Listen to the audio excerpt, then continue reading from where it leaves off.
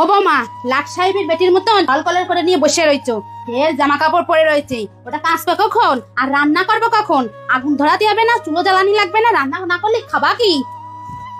তুই সব এই জামা কাপড় রয়েছে, জামা কাপড় কাচবা না তুমি? হ্যাঁ, এনে বসে রয়েছে ছলকলে নিয়ে। তোমার আর অন্য কোনো কাজ নাই? যাও, যা জামা কাপড় কাচকে যাও। বসে রয়েছে।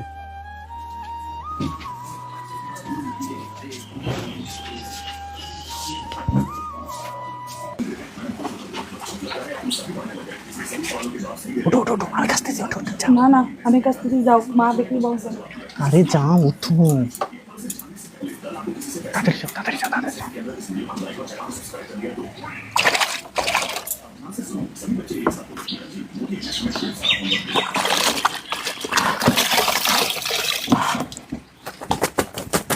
ও বৌমা, তোমার ছেলেদের দুধ খাওয়ানো হয়েছে? যাও ওঠো, উঠে দুটো রান্না করো। না রান্নলেই খাবো কখন আমরা? যাও ওঠো।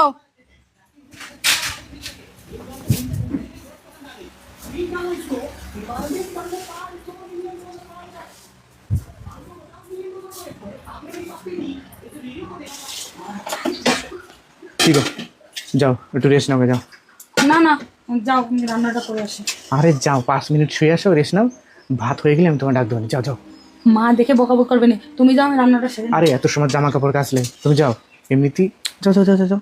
আমি ভাত হয়ে গেলেই ডাক দিচ্ছি। যাও যাও যাও, তাড়াতাড়ি যাও।